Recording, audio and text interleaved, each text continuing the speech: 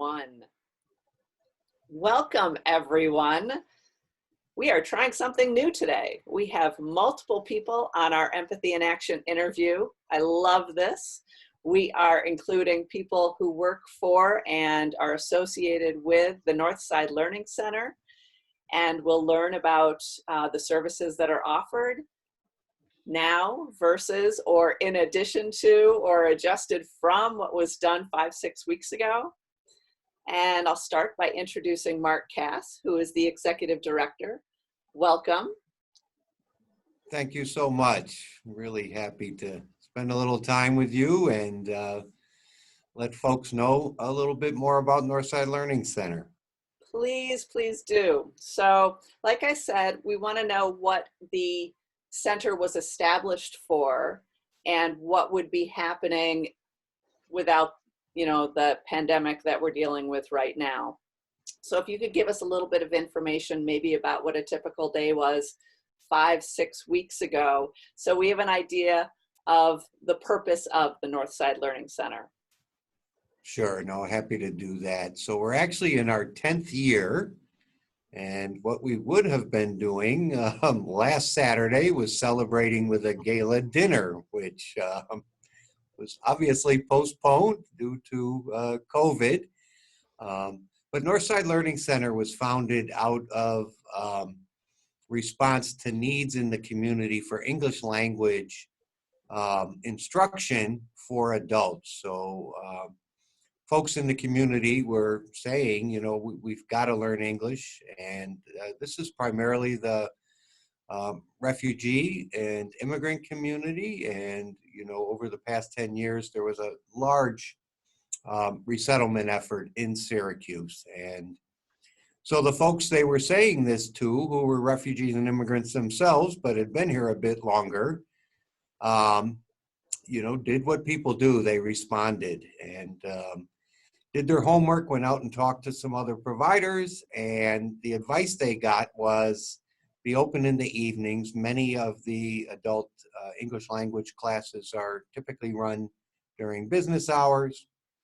Focus on women as kind of household leaders and first teachers of their children. Be open in the evenings, be where people are. And we think you should serve the whole family because it'd be very difficult for parents to attend classes if they have children left behind at home. And so that really was the model. Found a spot on the north side, got a pretty good lease, and as an all-volunteer effort opened up the doors and, began serving families. And so that was 10 years ago. And for 7 of those 10, we were pretty much an all-volunteer effort, drawing heavily from SU and many other partners around the community. And I came to be involved just by taking a visit 9.5 years ago, and quickly was just enamored with what I saw going on. So first started partnering, then volunteering, then was a member of the board. And so we have students from 4 years old up to 74 years old. Separate classrooms, and so the adult programming is pretty straightforward, contextual English, and then the youth really get more like after school programming and support. And I apologize for my phone ringing. We provide academic support, academic enrichment, and homework help and tutoring to youth. So maybe I'll even stop there and ask Hussein Yerow, who is our operations manager, to tell us a little bit about how he got involved and what his role is now and what a typical day was like pre-COVID. Great. Hi, my name is Hussein Yerow, and I'm originally from Kenya, and my parents are from Somalia and flew Civil War to Kenya. I'm born and raised in Kenya. So the way I know about Northside Learning Center was about my friends that go into Northside Learning Center. But at that time, I didn't know any word of English, and I said like this is the place that I can learn ABCD or English. And then I went that place. It was very nice. I liked it. And then students and my family was going to the Northside Learning Center too. So me and my family we all going to the Northside Learning Center. And then I started volunteering at Northside for almost 2 years, and then I became a staff of the Northside Learning Center. And typical day for Northside Learning Center, my role is like I set it up for the shiny sheet for students and volunteers that come from other colleges, different colleges, so they can sign in. Everybody have to sign in there, and the students sign in, and the teachers come first before the student come. So I make sure the classroom is clean, everything's ready for teachers set it up stuff. So and then the students that came from different countries. They come from majority are from Somali, Syria, Nepali, Burundi, Liberia, all that countries they came from there. So and then I welcome the students, so everybody get to know me. They're open for me, so I know their names, all of them. So that's my role is. Thank you. And will we go on to what's happening now? What's adjusted? What's changed? My guess is that you don't have all the teachers and the students coming in to the center right now. So what have you been doing to kind of continue give services in this isolation that we're in? Well, maybe I So could now just, yep, he go will get ahead. ahead. Yeah, he will get over it. So Yeah, let me just yeah, start with one sentence or two, and then we'll let Fatuma fill in some of those blanks. So even though education is kind of our core purpose, we've always been really a community center of sorts. And so folks also are here to find out, how do I navigate this new world, this new culture, this city, how do things work? And so we've always worked with families on a whole range of issues.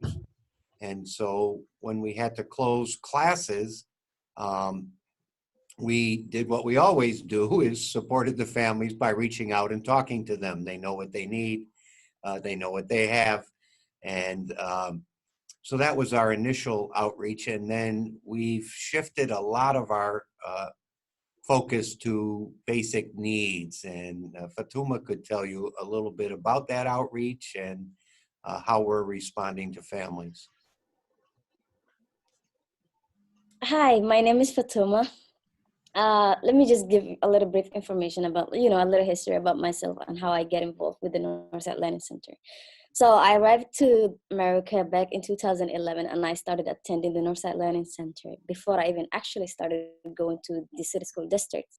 So it was me, my whole entire family, every other evening, 3 times in a week, going to the Learning Center and trying to get education, because we had no knowledge of whatsoever about the system, about anything. I had literally my English was only about 2% of what I know right now. And then my mom had no knowledge. My sister and my two younger brothers, we all used to go every other evening to the Northside Learning Center. And then I graduated Henniger High School with my advanced diploma back in 2015. My mom recently got her citizenship thanks to the Northside Learning Center, because she had no knowledge of how to write her name. She used to sign X instead of her actual name.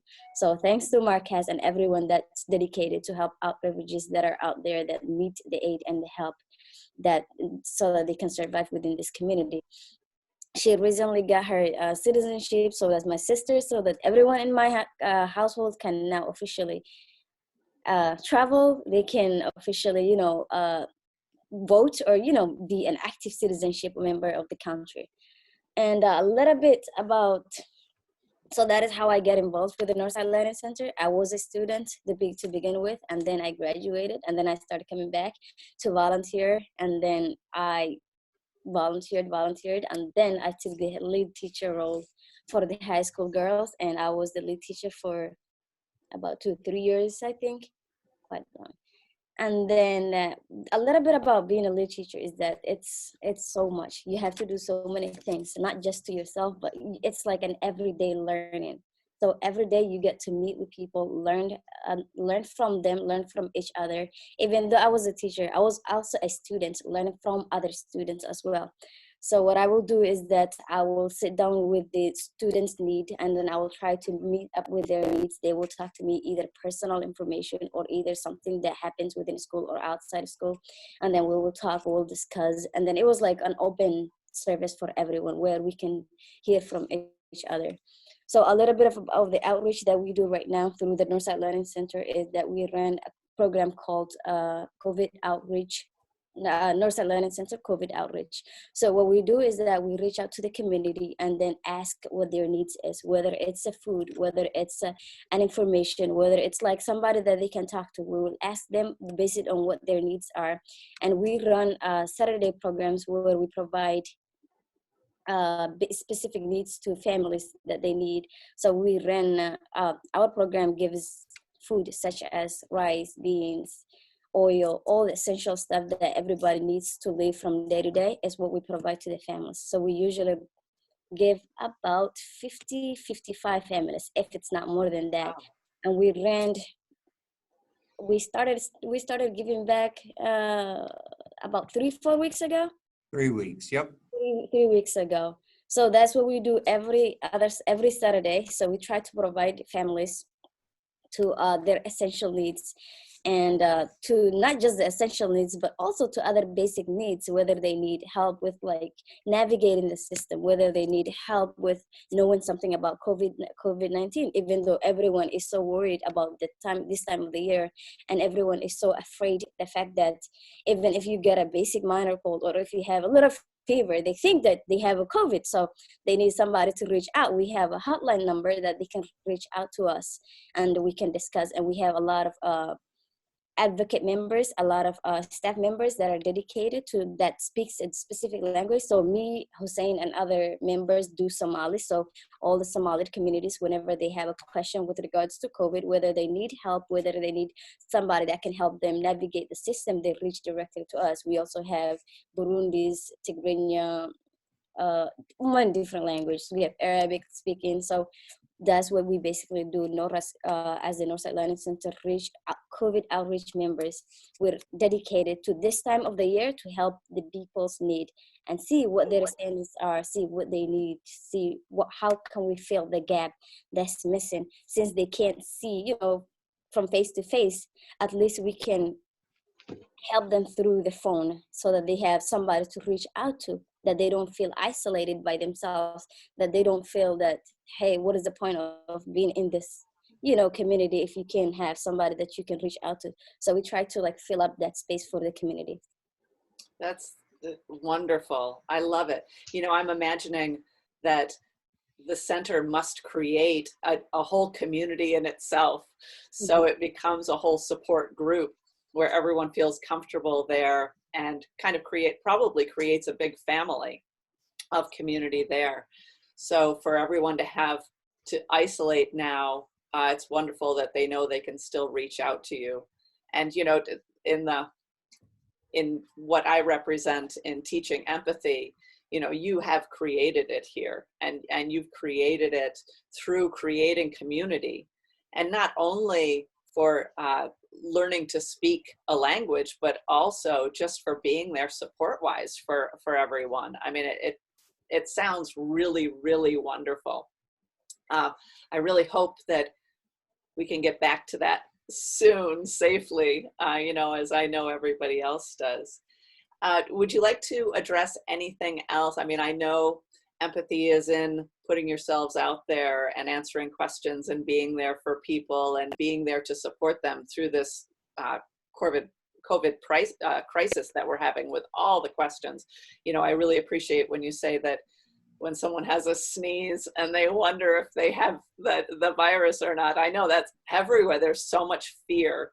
And if we can do anything to just calm that fear a little bit, I think it makes a huge difference. Is there anything else that you'd like to address regarding, incorporating empathy into what you do, or anything coming up that you'd like people to know about? Well, I would just want to mention one other service that we have provided is, there's been enormous upheaval with the closing of schools. And so we have been reaching out in terms of families being able to access the school programming, in terms of packets, in terms of technology. And, many of our youth in particular were struggling when they were going to in-person classes. So we are doing some technology-based tutoring as well, with a focus on the higher grades, high school, and we actually have been around long enough where a good number of our students are attending college as well. So we've got some one-to-one tutoring going on to help provide what we used to provide in person in terms of support, so that they can graduate this year and also successfully complete their college courses. But I think you've captured kind of the essence of the sense of community that's been built here. And so I think one of the things that really cements that for me is, you heard in both these stories, and there's many more, that even when people get the basic services, educational needs that they came in looking for, they come back. And so whether that's on a regular voluntary basis, or popping in to see how things are going, or offering to help out in other ways, I think we've really provided that platform. So there's empathy and resourcefulness and resilience. And I think one of the other keys to our success is recognizing the unbelievable gifts and resources and talents that newcomers to the United States bring with them. And we're just very open to that. And I think that comes from the fact that we were really founded by immigrants and refugees, and the overwhelming majority of our staff are from those communities. So when they started this outreach, these are known people who speak the language, know the culture, who are checking in.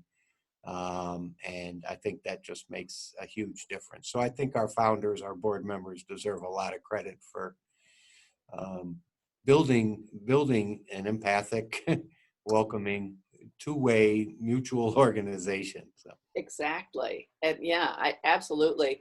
I love that it creates such an environment where people feel comfortable that they not only take something from it, but give something back. Mm-hmm. It's the perfect partnership. Hussein, maybe you could talk a little more about kind of your interactions and how that works. Interactions, like when the school was open, but when school was open, then I visited classes, but it was very nice, and people come here with the papers, but it's like people just we open 24 hours. Like people, even though we're not here, they just come with the support that they need, and we give it to them. When the classes were open, and the teachers and the students to help each other with the homework, telling their personal stories, even though they feel comfortable with their teachers, and they're not scared to tell their teachers a story about they have experience on what they're going through. That's a big relationship for the teachers and the students that I see in my own eyes, and the students were just telling me about their own stories too. So that's a big relationship with the communities that we have with. That's listening. That's so huge. Yes. Just being there to listen to someone and hear their story and validate, and it all creates healing. It's a wonderful thing. Well, thank you. This has been really, really wonderful. I'm so glad you joined us today. I really want to get the word out.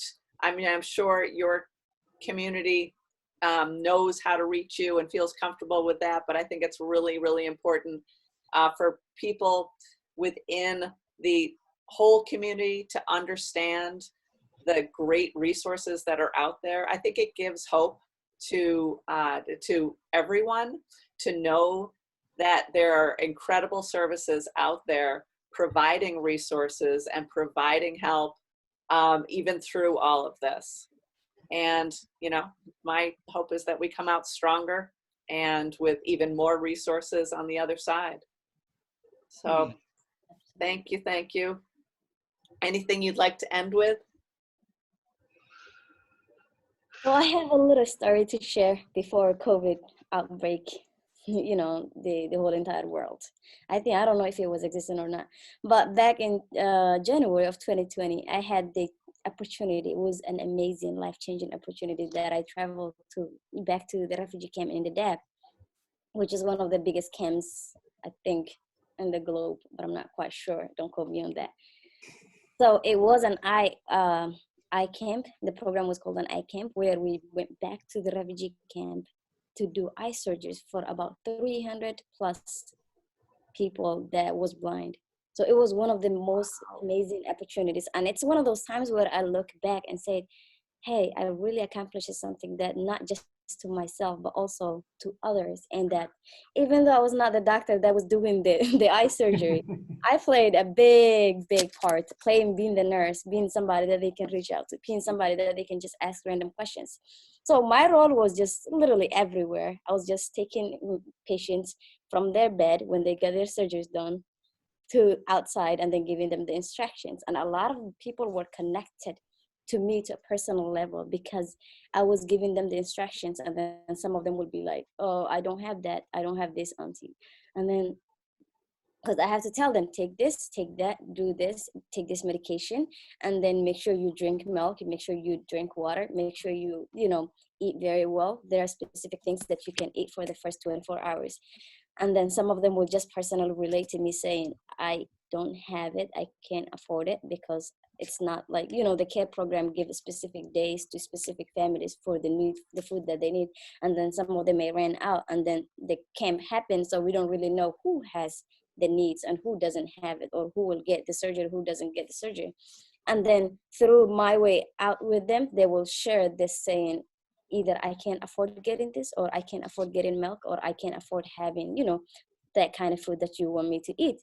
And then I kind of personally related to them directly, because me being a refugee kid born in a refugee camp, especially the Dab, and then knowing the needs that the people have that still live there, it was very personal and it was very heart-touching stories. So there are a lot of people out there that are very empathetic, that have that relates to people from heart to heart, not because you have the same background, but because you have the same emotions, like you feel for the person's need, like when they don't have something.